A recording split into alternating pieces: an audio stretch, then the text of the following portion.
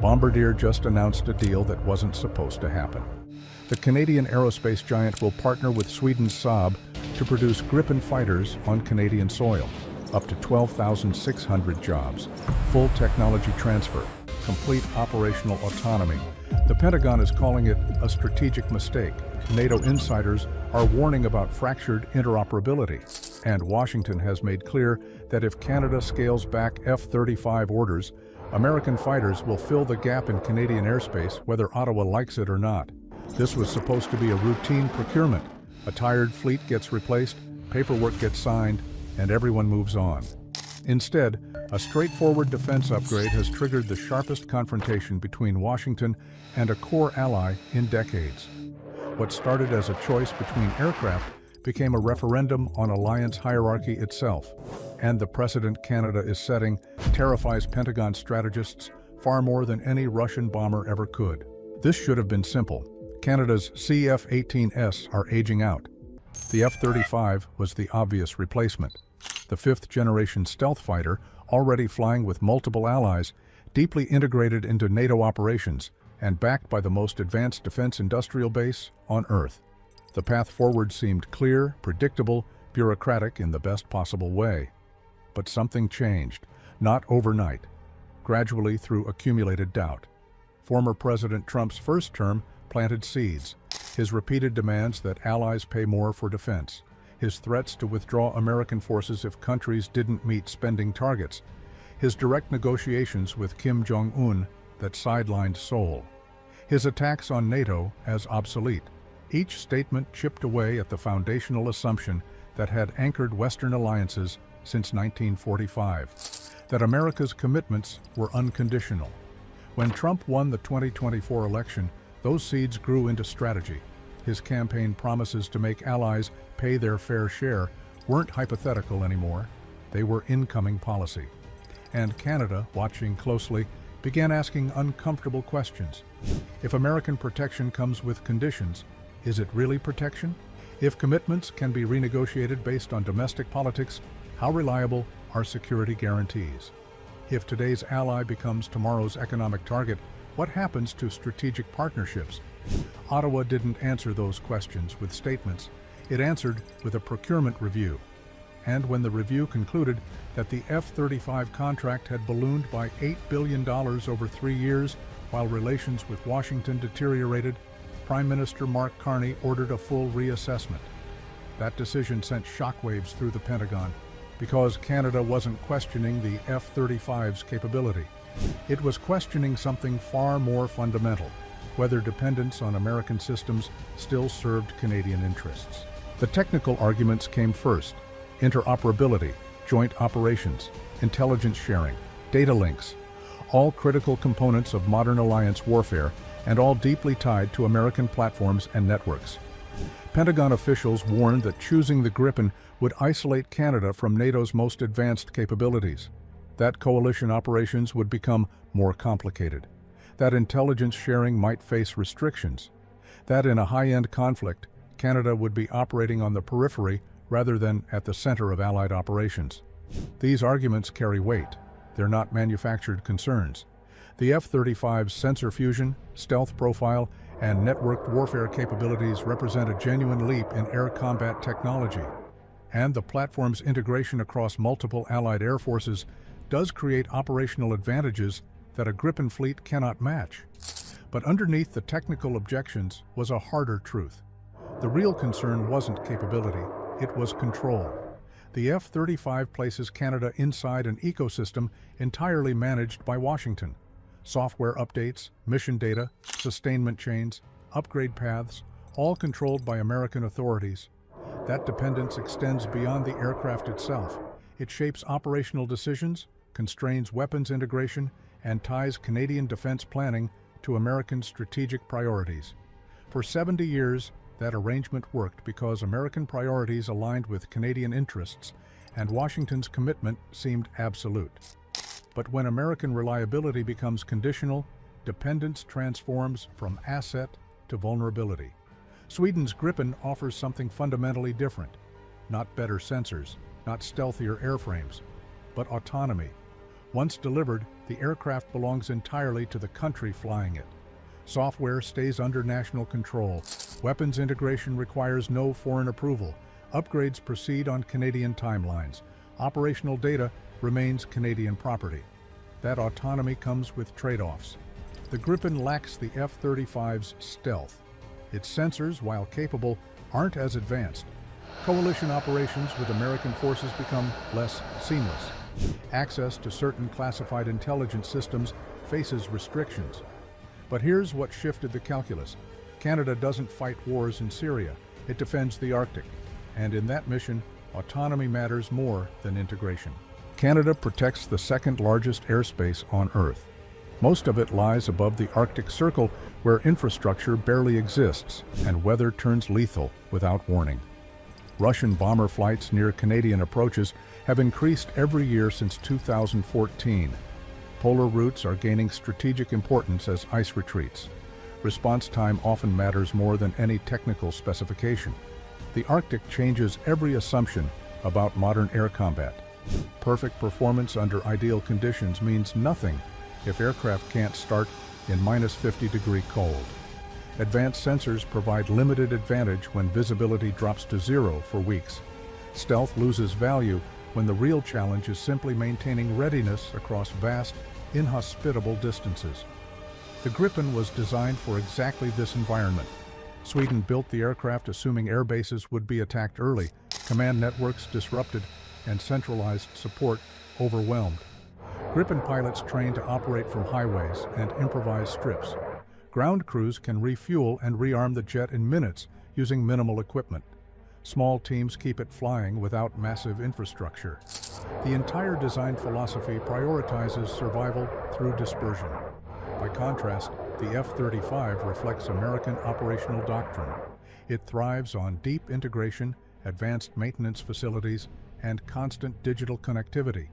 Its stealth and sensor fusion are unmatched, but they assume uninterrupted support systems. When satellites get jammed, data links severed, and fuel depots destroyed, that dependency becomes a liability. This isn't criticism, it's recognition that different threats demand different solutions. The F-35 excels in high-intensity conflicts where American forces dominate the battle space and maintain sophisticated support networks. The Gripen excels in scenarios where that support collapses and survival depends on operational independence. For Canada's Arctic mission, independence trumps integration. That realization shifted Ottawa's debate from procurement to strategy. And once strategy changed, the political calculations followed. Then Washington escalated. U.S. Ambassador Pete Hoekstra delivered the message through diplomatic channels first, then publicly through Canadian media. If Canada reduced or canceled its F-35 purchase, the United States would increase American fighter operations inside Canadian airspace to compensate for the capability gap. Under NORAD, both countries already have authority to cross borders during intercept missions. That system has functioned on mutual trust since the Cold War. But Hoekstra's statement transformed cooperation into leverage. Canada's plan to buy 88 F-35s directly affects continental defense, he told CBC News. If Canada stepped back, the United States would step in. The implication was unmistakable. American aircraft would fly Canadian patrols. NORAD might require restructuring. And decisions about defending Canadian airspace could shift from Ottawa to Washington. That statement represented something unprecedented. The United States was threatening to increase its military presence inside Allied territory as punishment for a procurement decision, not in response to security threats, not to enhance cooperation, as coercion. Canada's response was equally unprecedented. Ottawa didn't back down. It didn't pause the review. Instead, Foreign Affairs Minister Melanie Joly stated plainly what few American allies ever say out loud: Canada will not outsource its air sovereignty to any foreign power, including our closest ally. That single sentence reverberated across NATO because it articulated something many allies feel but rarely express: that cooperation should not require surrendering control. That partnership differs from subordination. That sovereignty matters even inside alliances. The bluntness was deliberate. Ottawa wasn't requesting understanding, it was asserting rights. And by doing so publicly, Canada made retreat politically impossible for both sides. Washington faced an uncomfortable reality. A core ally was rejecting American pressure in ways that could encourage others to do the same. If Canada proves that independence can coexist with alliance membership, every NATO partner facing American demands will take notice. The fear isn't about Canada alone, it's about momentum. Finland just joined NATO while maintaining defense ties to multiple suppliers. Norway operates F-35s, but keeps domestic control over certain systems. Poland demands technology transfer with every major purchase. The trend toward autonomy is already emerging. Canada's defiance accelerates it. That terrifies Pentagon planners because American influence in NATO has always rested on dependence. Allies bought American weapons, adopted American systems, and accepted American leadership because the alternative seemed worse. But if allies can maintain security without surrendering control, the entire relationship requires renegotiation. The economic dimension adds another layer. Sweden's Saab isn't just selling aircraft, it's offering industrial partnership, full technology transfer to Bombardier, production capacity built in Canada, up to 12,600 manufacturing and research jobs spread across multiple provinces, long-term economic benefits that persist decades beyond the initial purchase. The F-35 deal offers nothing comparable. American defense contractors guard technology jealously. Production stays concentrated in the United States. Canadian participation gets limited to component manufacturing under tight restrictions. Jobs exist, but in subordinate roles within American supply chains. For a country that just endured tariff threats from Washington over unrelated trade disputes, that distinction matters. Defense procurement isn't just security policy anymore, it's economic sovereignty, and tying major industrial investment to a partner that treats trade as leverage feels increasingly risky. Industry Minister François-Philippe Champagne emphasized this point explicitly. Defense spending should strengthen national security while delivering domestic economic benefits. Saab's proposal does both. The F-35 does one. That framing changes the political calculus. Opposition parties that might have supported the F-35 on security grounds now face constituents asking why Canada should send $70 billion to American contractors when Swedish partners offer jobs at home. The debate shifts from capability to value. And once economic considerations enter defense procurement, American dominance becomes negotiable. What makes this confrontation especially dangerous is the absence of good options. Every choice carries strategic costs. Staying with the F-35 preserves American relations and maximizes capability, but deepens dependence precisely when American reliability feels conditional. It delivers the most advanced aircraft while surrendering control over how it operates. And it does nothing to address the fundamental concern driving Canada's review, that Washington's commitments no longer feel absolute. Choosing the Gripen preserves autonomy and delivers economic benefits, but complicates NATO operations and strains the American relationship. It provides operational independence while accepting reduced access to certain coalition capabilities. And it sets a precedent that encourages other allies to question American platforms, which could fracture alliance cohesion. Splitting the purchase between both aircraft, a mixed fleet, combines the worst of both options. It multiplies training requirements, complicates logistics, increases costs, and satisfies no one. Operationally inefficient, politically untenable, strategically incoherent. Some analysts suggest Canada should buy the F-35 while negotiating greater autonomy over software and data. But American defense contractors have rejected similar requests from larger allies with more leverage. Washington isn't offering compromises, it's demanding compliance. Others propose that Canada should simply trust that American commitments will hold despite political volatility. But trust isn't a strategy. And betting national survival on another country's domestic politics eventually becomes intolerable risk, regardless of historical partnership. The dilemma exposes a deeper structural problem. The alliance model that worked for 70 years assumed American dominance was permanent and benevolent. Allies traded autonomy for security because the bargain seemed sustainable. But when dominance becomes coercive and commitments feel transactional, the entire arrangement starts fragmenting. Canada now faces a choice between dependence on an increasingly unpredictable partner or independence that complicates coalition operations. Neither option is good, but one at least leaves decisions in Canadian hands. And in an era of strategic uncertainty, that might matter more than any technical specification. What unsettles Washington isn't really the aircraft, it's what Canada's defiance represents. For decades, American influence in NATO rested on a simple dynamic. Allies needed American protection more than America needed any individual ally. That asymmetry created hierarchy, and hierarchy created control. But as threats diversify and American commitment becomes conditional, the asymmetry weakens. Allies still need protection, but increasingly question whether American promises provide it. And once that question emerges, the entire power structure requires renegotiation. Canada's Gripen review forces that renegotiation into the open. By openly questioning whether dependence still serves national interests, Ottawa legitimizes doubts that allies everywhere feel but rarely voice. By demanding autonomy as a condition of cooperation, Canada reframes alliance politics from subordination to partnership. That reframing threatens American influence more than any adversary ever could. Because if alliances must be negotiated rather than dictated, American power diminishes even while American capability remains supreme.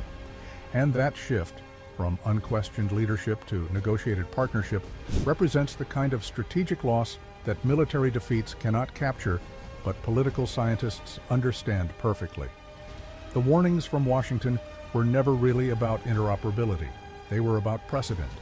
If Canada can defy American pressure and survive, others will follow. And once enough allies assert independence, American dominance inside NATO transforms from assumption to aspiration. This debate has already changed the conversation across the alliance. What was unthinkable 5 years ago, openly challenging American procurement preferences, is now mainstream discussion. Finnish defense analysts write papers on maintaining autonomy inside NATO. Norwegian politicians debate reducing dependence on single suppliers. Polish defense officials demand technology transfer with every purchase. The normalization happens gradually at first, then suddenly. Each instance of an ally asserting independence creates space for the next. Each example of successful resistance emboldens others. And each time Washington responds with threats rather than accommodation, it validates the concerns driving the independence movement. China and Russia watch with interest. Neither wants a stronger, more unified NATO. Both benefit from anything that strains alliance cohesion or weakens American influence. They have no interest in helping Washington preserve the status quo. Yet they also recognize risks. A more independent Canada might be harder to coerce than a dependent one. Autonomous allies could prove more unpredictable than subordinate ones. And NATO members with genuine strategic independence might actually strengthen alliance resilience rather than weaken it. The strategic picture is more complex than simple zero-sum calculations suggest.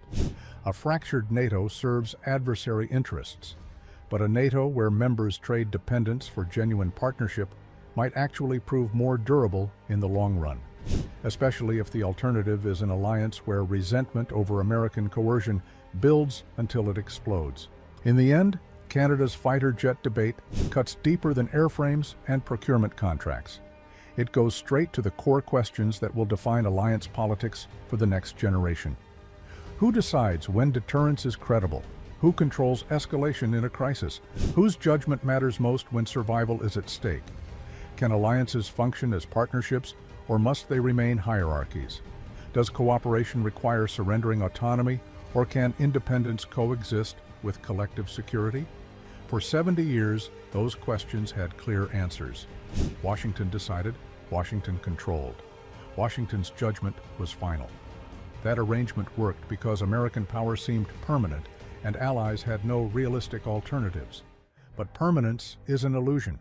Power shifts, priorities change, and allies who once accepted subordination eventually start asking uncomfortable questions about whose security matters most when interests conflict.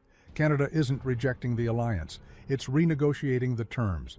Ottawa wants partnership, not dependence, cooperation, not command. Security arrangements that don't require betting national survival on another country's unpredictable domestic politics. Those demands aren't radical. They're rational responses to a changing strategic environment and evolving alliance dynamics. Whether Washington can accommodate them without unraveling extended deterrence remains unclear. What's certain is this: the old model, "Trust us, we'll protect you," no longer carries sufficient weight. Too much has changed. Too many doubts have accumulated. Too many alternatives exist now. And so Canada must choose. The F-35 delivers unmatched capability with limited control. The Gripen offers sovereignty with reduced coalition reach. There are no perfect options, only trade-offs between different versions of vulnerability. But one thing is already clear. This fight goes far beyond procurement. It cuts straight to who holds the keys to modern defense and who gets the final say when national security is on the line. Canada's decision will signal whether alliances can evolve from hierarchies into genuine partnerships, whether sovereignty can coexist with solidarity, whether cooperation requires surrender. The entire Western Alliance is watching, not which jet Canada chooses, but whether Canada can defy Washington and survive. Because if Ottawa proves that independence works, the entire influence model collapses. And nothing terrifies Pentagon planners more than that possibility. That's why this story matters far beyond Canadian airspace. It's not about fighters, it's about power, and who gets to wield it inside alliances that no longer feel quite as permanent as they once did. If you enjoyed this video, please leave a like and subscribe for more videos.